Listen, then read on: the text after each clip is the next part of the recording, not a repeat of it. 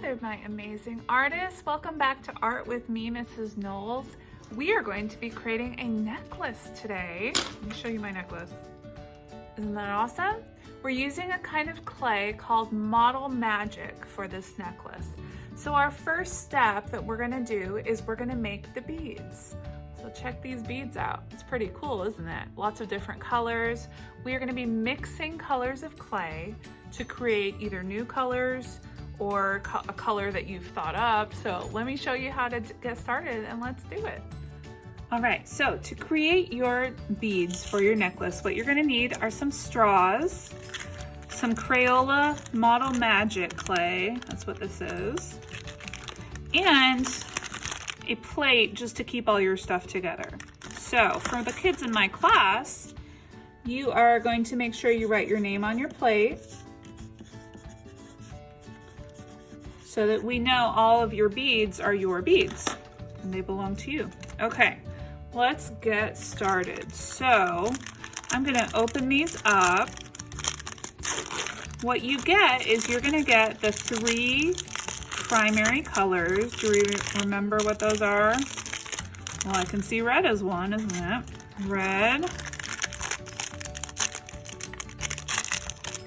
Oh, blue. And what's the last one? Do you remember? Looks like yellow, doesn't it? Nice. Okay, so red, blue, and yellow are our 3 primary colors. And then they also have white as well, which is nice because what can we do with the white? When you add white to a color, it makes the color lighter, right? Okay. I'm gonna put these off to the side because I don't need them right now. All right, so let's talk about some color mixing that you can do. So let's think about how we mix colors of paint. When we mix blue with yellow, what do we get? Let's find out. So I'm gonna put these 2 pieces together. I like to twist this like that. And it just starts to combine. Now another cool thing about twisting it is you kind of get these swirls, which is cool too.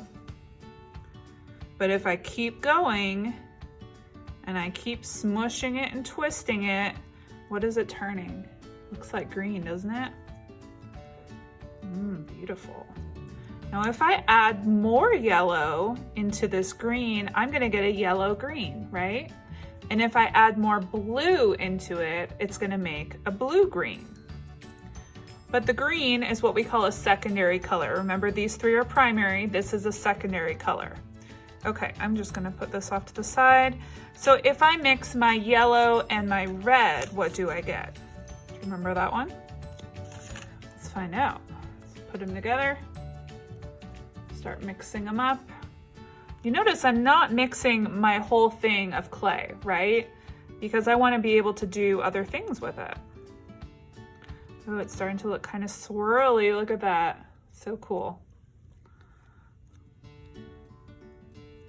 But if I keep mixing, what color is it making? It should be making orange. Oh, very nice. That's a nice orange. Now, if I wanted my orange to be lighter, I could add more yellow, and that would make a yellow orange. If I wanted it to be more red, I would add red, and that would make red orange, right? Okay, I made my orange. Now let's mix the red with the blue. Let's see what happens. Do you remember what this one makes? Oh, I love those swirls it makes. That's so cool. If you want to leave some clay swirly, you can. Have that be part of your beads too. But try mixing the secondary colors because it's a lot of fun to mix them up. Oh, look at that swirl. How cool is that? Okay, I'm gonna leave a few little swirls in it because I like that. Okay, so I made my 3 secondary colors. So I had red, yellow. I just said red when I pointed to blue. This is blue, right? Blue, yellow, and red. when I mix them together as the primary colors, they make these 3 secondary colors because they come second, right? Green, orange, and purple. Now, if I added white into my color, what's gonna happen to it? What color is this gonna make? White plus blue. It's gonna make a light blue, right? Like a sky blue. So you can add white into any of your colors to make your color lighter. If I add white into red, do you remember what color that is? That's gonna make pink, isn't it? Because pink is just a light red color. Okay, cool. That looks a lot different than the blue, doesn't it? All right, so when I am ready, I've mixed some colors together, I can start to actually make my beads. So you're gonna need the straw for this part. So let's see, I'm gonna take some of this. I'm gonna show you a really simple bead. First, I'm gonna roll it in my hands, and then I'm gonna kind of flatten it out. Okay, just like that. I'm gonna take my straw, and I'm just gonna roll it around the straw, like that.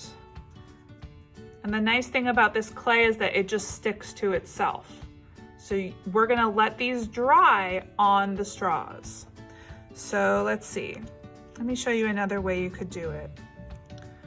I'm gonna take a piece of my orange and I'm gonna roll it out like a snake. Remember, a snake is like this long, it's also called a coil, and we use clay. Okay, now I'm gonna put this on my straw and just start rolling it around and around. See how it kind of does look like a snake, doesn't it? All the way till I get to the end. How cool is that? So there's 2 different kinds of beads that you could make. You could use your imagination, add more things onto it, right? Since this clay sticks to itself, you just got to be careful, like, that you don't, if you set your beads down onto the clay, it's gonna stick to the clay, so be careful. Like, I could actually make some little decorations. Like, maybe I decide I want this bead to have some dots on it, so I could put some dots. Cool, right? Okay, so let's pretend that I filled all my straws up, I used all my clay up. I am going to put my straws onto my plate so that I know that these are my beads, right? Because my name is on my plate. All right, so that is how to make the beads. We're just gonna let them dry, just like that. And you need to let it dry at least overnight. When I'm doing it at school, when we do it, we let it dry for a week before we start the next part. So you need to give it, I would give it at least a couple of days. Now I have some beads that I already made. Look at all these beads. So cool. These are dry. I made these last year. But you can see that the straw is still inside the bead. Can you see that? And the reason why it's still inside is that the straw is going to keep it nice and safe when we start to put the string on. So on day 2, after you have finished what you're gonna, let's pretend these are dry. So what we're gonna do is we're gonna cut them off the straw. I'm just gonna cut as much of the straw away as I can so that you can just barely see the straw in there. So all of my beads get cut apart like that. And then if my beads were dry, like these ones are, I'm ready to use them. Very nice, right? All right, after we have cut all of our beads off the straw, the straw's still inside of them, right? But we just cut them apart. Now we're gonna start putting them together to make our necklace. So this is a string that if you're a student in my class, I will give you this string. And on the end of this string, do you see that little bead? So I tied the bead onto the end so that when you put your beads on, it'll go to the end, but it won't fall off. Now, if you're doing this at home with us, you can use any kind of string that you want to use as long as it will fit through the straw, right? So you could even use yarn. Yarn will probably fit too. All right. So I'm gonna start by figuring out how I'm gonna put my beads onto my necklace. So let's say, for example, I'm gonna make a pattern. So a pattern always looks great on jewelry, right?